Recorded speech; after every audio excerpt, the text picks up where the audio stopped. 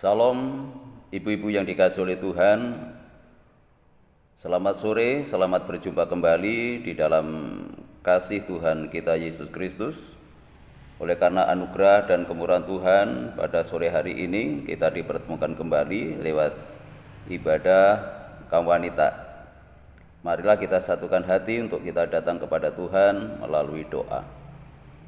Bapa Surgawi, Bapa yang kami kenal di dalam nama Tuhan Yesus, mengucap syukur untuk kebaikan-Mu yang selalu Kau nyatakan di dalam kehidupan kami. Lewat pemeliharaan-Mu sepanjang hari ini yang boleh kami rasakan, dan dalam kesempatan ini kami menyiapkan hati kami, pikiran kami, bahkan segenap kehidupan kami untuk menyambut akan kebenaran firman-Mu, untuk melandasi kehidupan kami sebagai orang-orang yang dipilih oleh Tuhan. Berkatilah hamba-Mu, urapi hamba-Mu, supaya kebenaran ini boleh menjadi berkat dalam kehidupan kami. Dalam nama Tuhan Yesus, kami berdoa dan mengucap syukur. Haleluya. Amin. Dan pada sore hari ini, tema kita adalah menjadi anak Allah. Untuk menjadi anak Allah sebenarnya tidak sesederhana yang kita pahami selama ini. Begitu orang itu percaya kepada Tuhan, mereka statusnya berubah menjadi anak Allah. Tapi sebenarnya untuk menjadi anak Allah itu harus lewat sebuah proses yang panjang yang harus kita lewati, sehingga kita sungguh-sungguh menjadi orang-orang yang layak disebut anak Allah. Dan untuk itu marilah kita baca di dalam Yohanes pasal 1 ayat yang ke-12. Demikian firman Tuhan. Yohanes 1 ayat 12. Tetapi semua orang yang menerimanya diberinya kuasa supaya menjadi anak-anak Allah, yaitu mereka yang percaya dalam namanya. Orang-orang yang diperanakkan bukan dari darah atau dari daging, bukan pada secara jasmani oleh keinginan seorang laki-laki, melainkan dari Allah. Jadi ayat ini menerangkan kepada kita atau menjelaskan kepada kita bagaimana orang itu statusnya diubah menjadi anak Allah. Memang yang pertama adalah orang yang percaya kepada namanya. Nama siapa? Ya nama Tuhan Yesus Kristus. Setiap orang yang percaya kepada Tuhan Yesus Kristus itu yang pertama. Itu landasan yang pertama untuk menjadi anak Allah. Yang kedua, orang-orang yang diperanakkan kembali, bukan dari darah dan daging, bukan secara jasmani oleh keinginan seorang laki-laki, melainkan dari Allah. Jadi prosesnya itu sama seperti Tuhan Yesus Kristus. Ketika Tuhan Yesus Kristus berinkarnasi menjadi manusia yang disebut anak Allah, dia lahir bukan oleh karena keinginan manusia, bukan keinginan laki-laki, bukan keinginan perempuan, tetapi dia lahir dari Allah. Demikian pula proses di dalam kehidupan kita tidak sebatas kita percaya kepada Tuhan, menerima Tuhan Yesus Kristus sebagai Allah dan Juru Selamat kita, tetapi kita juga harus lewat proses kelahiran kembali, yaitu kelahiran kembali dari Allah. Secara umum kita memang sudah dilahirkan dari orang tua kita, tetapi untuk menjadi anak Allah harus dilahirkan kembali, yaitu kelahiran dari Allah. Kalau kita melihat percakapan Nikodemus dengan Tuhan Yesus yang tertulis di dalam Yohanes pasal yang ketiga, bagaimana orang akan masuk kerajaan Allah. Dan orang yang masuk dalam kerajaan Allah ini juga berkaitan dengan kehidupan anak Allah ini. Karena hanya anak Allah saja yang bisa dan layak untuk masuk ke dalam kerajaannya. Nah, itu sebabnya status sebagai anak Allah itu ya, harus jelas di dalam kehidupan kita. Ya, kita baca di dalam Yohanes pasal yang ketiga. Percakapan Nikodemus dengan Tuhan Yesus.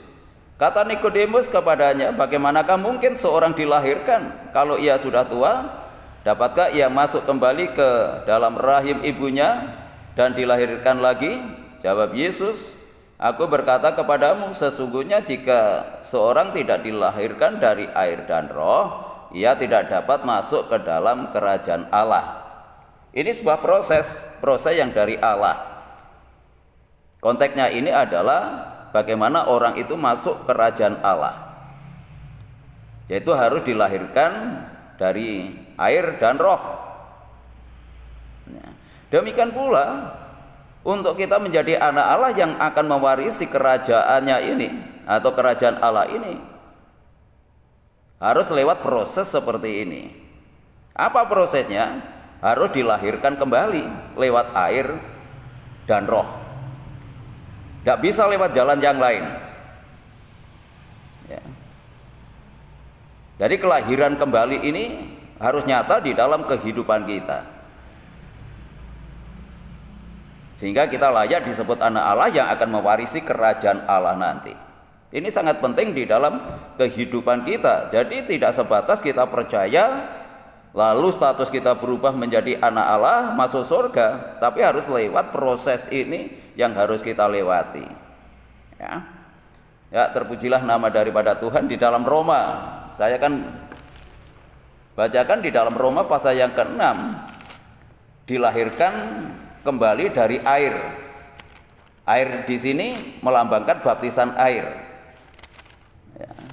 Kalau mungkin kita dulu sudah mendapatkan baptisan ini, tetapi seringkali banyak anak Tuhan yang tidak memahami apa itu baptisan air. Ya. Komitmen apa yang harus dilakukan sebagai orang-orang yang dibaptis, atau mungkin waktu itu kita dibaptis ya dorongan orang lain, dorongan orang tua, dorongan pendeta, tetapi kita tidak memahami arti baptisan itu yang akan melahirkan hidup kita kembali dan memiliki status sebagai anak Allah ini. Ya, di dalam Roma pasal yang ke-6 ayat yang ketiga, atau tidak tahukah kamu bahwa kita semua yang telah dibaptis dalam Kristus telah dibaptis dalam kematiannya? Dengan demikian kita telah dikuburkan bersama-sama dengan Dia oleh baptisan dalam kematiannya, supaya sama seperti Kristus telah dibangkitkan dari antara orang mati oleh kemuliaan Bapa, demikian juga kita akan hidup dalam hidup yang baru. Ya, jadi baptisan air itu adalah orang yang siap untuk apa? Siap untuk mati. Mati bagi dosa, harus sedia. Kalau mungkin kita dulu sudah dibaptis tetapi tidak memahami arti dari baptisan itu, pada sore hari ini mengingatkan kita untuk menyandang status sebagai anak Allah itu harus dibaptis dengan air. Baptisan air itu melambangkan satu kehidupan yang baru atau kesepakatan kita, perjanjian kita dengan Tuhan bahwa kita harus siap mati di dalam dosa. Ya, jadi harus siap mati di dalam dosa, dan baru kita akan memiliki kehidupan yang baru. Nah, dan ini sangat penting di dalam kehidupan kita. Jadi tidak hanya kita pahami, tetapi marilah kita realisasikan dalam kehidupan kita bagaimana kita menjadi wanita yang mati di dalam dosa. Jadi orang yang mati ketika dicubit tidak terasa, jika kekurangan tidak ngomel, ya, ketika kita diperlakukan kasar, diperlakukan tidak adil, kita tidak membalas, itu baru bisa mati di dalam dosa. Selama kita masih mempunyai keinginan untuk membalas, kita protes apalagi dengan Tuhan ketika kita menghadapi kesulitan, ketika kita menghadapi persoalan, kita menghadapi masalah dalam hidup kita, kita berontak, kita protes, mengatakan Tuhan itu tidak adil dan lain sebagainya. Ini belum mati di dalam dosa. Ya, jadi orang mati itu diperlakukan apa saja, kita belajar bisa menerimanya, belajar kita tidak membalasnya, itu baru mati di dalam dosa. Setelah kita mati di dalam dosa, Kristus tidak mati untuk selamanya, tetapi Kristus akan bangkit. Hidupnya itu hidup bagi Allah. Ya, itu ayat yang ke-10. Kita baca dalam Roma pasal 6, sebab kematiannya adalah kematian terhadap dosa satu kali dan untuk selama-lamanya, dan kehidupannya adalah kehidupan bagi Allah. Demikianlah hendaknya kamu memandangnya, bahwa kamu telah mati bagi dosa, tetapi kamu hidup bagi Allah dalam Kristus Yesus. Ya, terpujilah nama daripada Tuhan. Prosesnya itu sama seperti yang dilakukan oleh Tuhan. Tuhan Yesus mati di atas kayu salib, mati untuk dosa, mati bagi dosa, dan hidup bagi Allah. Nah, bagaimana dengan kehidupan kita saat ini? Ketika kita sudah mati di dalam dosa, maka hidup kita itu hidup bagi Allah. Itu proses yang pertama tadi, ya, proses untuk menjadi anak Allah atau dilahirkan kembali melalui air ini. Ya, tentu tidak bisa tuntas ya pada sore hari ini. Satu poin saja. Ya, untuk menjadi anak Allah harus lewat proses kelahiran kembali. Di sini yang berkenaan dengan baptisan air. Baptisan air adalah di mana orang siap, orang itu sedia mati di dalam dosa dan hidup bagi Allah. Pertanyaannya sekarang, kalau kita sudah dibaptis, ya, lalu bagaimana kehidupan kita sekarang ini? Apakah kita ini hidup hanya untuk kesenangan kita sendiri, hidup untuk kebutuhan kita sendiri, atau hidup kita itu hidup bagi Allah? Siapapun kita saat ini, ya, setiap wanita-wanita yang mendengar kebenaran ini, marilah kita mengambil keputusan untuk hidup bagi Allah. Hidup bukan untuk dunia ini, untuk menikmati kesenangan dunia ini, karena kesenangan dunia ini hanya sebentar lagi akan lenyap semuanya, dan tidak ada sesuatu yang dapat kita pertahankan sebenarnya. Nah, untuk itu ketika kita mengerti akan kebenaran ini, marilah kita hidup bukan untuk dunia ini, hidup untuk Allah.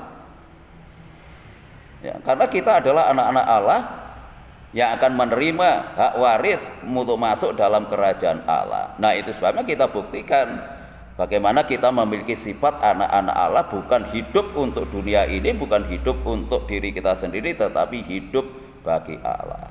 Apapun profesi kita, apakah kita sebagai ibu rumah tangga, sebagai tenaga pengajar, ya, sebagai seorang yang berbisnis, ya, marilah semuanya ini, ya, kita kerjakan untuk membawa kemuliaan bagi Allah, bukan hanya sebatas ya untuk menikmati sebuah kesenangan. Kita harus memahami akan tanggung jawab ini sebagai anak Allah, hidup bagi Allah, bekerja juga bagi kemuliaan Allah. Yang sekolah bagi kemuliaan Allah. Jadi setiap wanita yang mendengar kebenaran ini, biarlah apapun yang kita kerjakan, apapun yang kita lakukan, marilah kita lakukan semua untuk kemuliaan Allah. Tuhan Yesus memberkati kita pada sore hari ini. Mari kita tutup di dalam doa. Bapa Surgawi, kami bersyukur kalau Engkau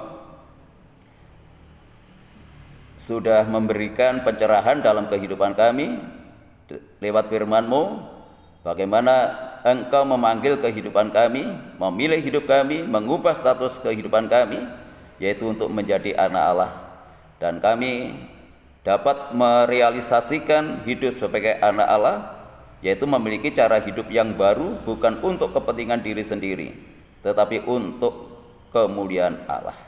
Terima kasih Tuhan, biarlah kebenaran ini boleh nyata dalam setiap kehidupan anak-anak-Mu, secara khusus ibu-ibu yang mendengar kebenaran ini. Dalam nama Tuhan Yesus kami berdoa dan mengucap syukur. Haleluya.